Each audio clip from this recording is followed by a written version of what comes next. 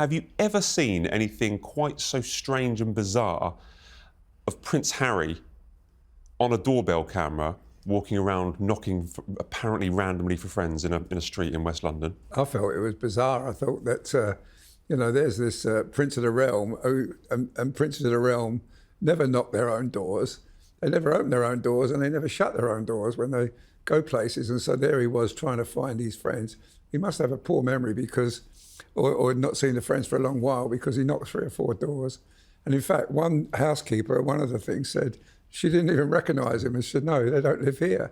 But no, it was, I think it was great. I think it was original. I've never seen it before, anything like that, a royal picture taken on a doorbell phone. No, it was bizarre. And but what was strange about that, Matt, was, of course, that was the day when he was in court trying to get the government to pay for his police protection when he comes here.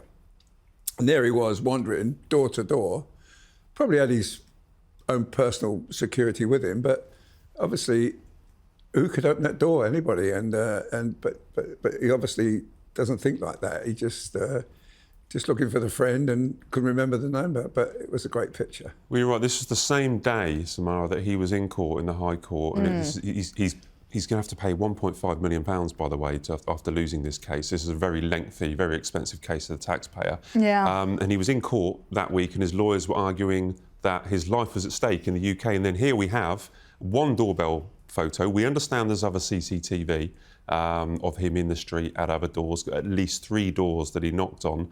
What does this say about his behaviour or about his security case, do you think?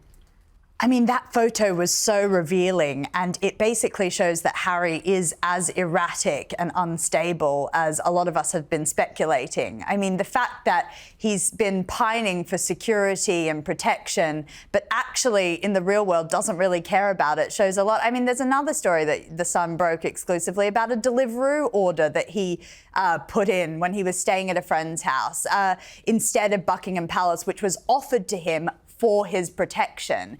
It really shows that it's nothing about his safety and security, in my opinion, and it's all about his status anxiety that he has with William. He wants to be the same, he wants the same protection, and it's not really about anything to do with the kids, Meghan.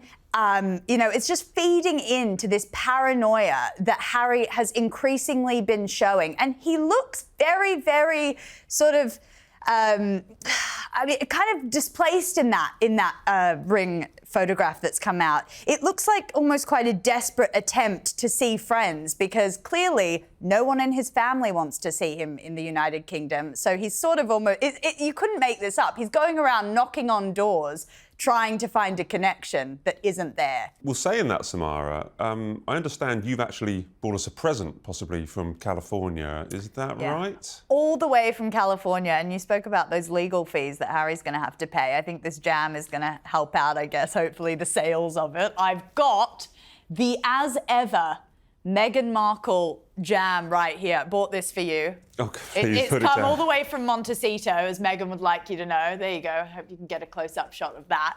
Now, these are quite exclusive because they apparently sold out quite quickly. There was only a small amount. Let's open up and have a little look at it. It was harder to get than Oasis tickets, actually. It was 8 minutes that sold out there, that jam. That's the packaging. There you go, guys.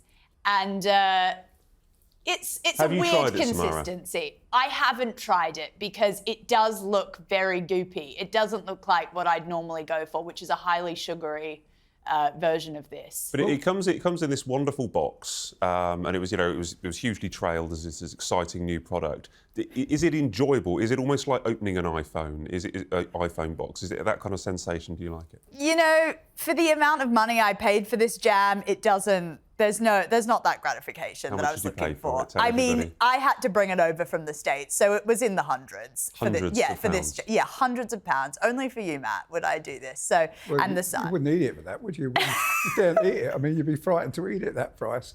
I mean, 3 people having bread and jam, and it'd be gone, wouldn't it? One sitting. Oh. I mean, $14 she expects us to pay for that. I know you can get the actual Buckingham Palace jam for about £3. So I'd probably recommend going for that, because it's not even a jam, it's a spread.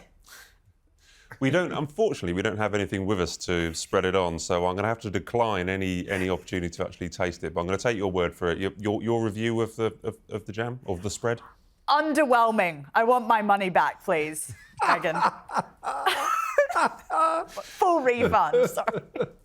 Oh dear. Well, look, I'm glad you brought it in. I'm sad that we're not able to taste it, but if we can just move briefly back on to Harry, if we can.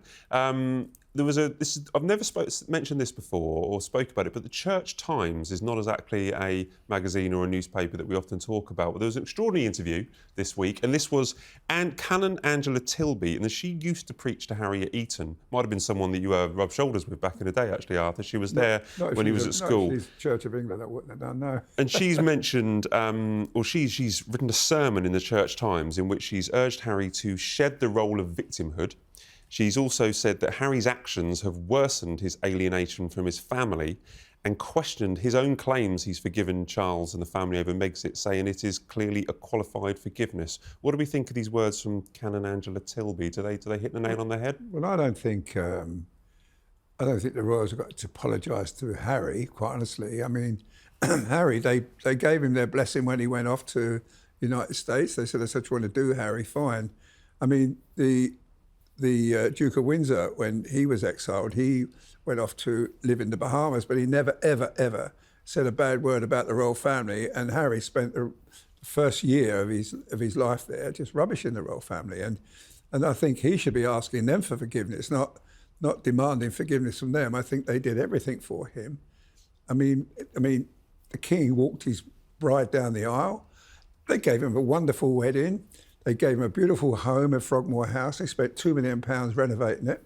He didn't want any of that. He went off to America and he made millions and millions of dollars just trashing the royals. And I think he should be on his knees to the king, ask for forgiveness.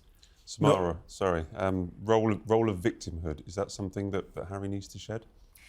Well, victimhood is a very California type of term that doesn't really exist in the royal family. And I think a lot of what's behind his rhetoric is Meghan. And a lot of people have been saying that and seeing that increasingly after he moved to Montecito. I mean, that whole BBC interview, which just made him look like a pompous brat, to be honest, and very, very entitled, really made a lot of people question who is in his head. Who is behind this? And so many of the woke terminology that he was using just spoke to me of Meghan. I really think she's behind this, and she feeds upon this victim complex that he already had, but she uses it in order to sort of keep the relationship. I mean, we saw on the Jamie Kern-Lima podcast that she went on, she said, Harry is my protector. He slayed the dragons to protect his family. I mean, who says that? Who are the dragons in this situation? It definitely was not the king and the royal family. All they did was try and protect that boy. And clearly without their protection, he's falling apart.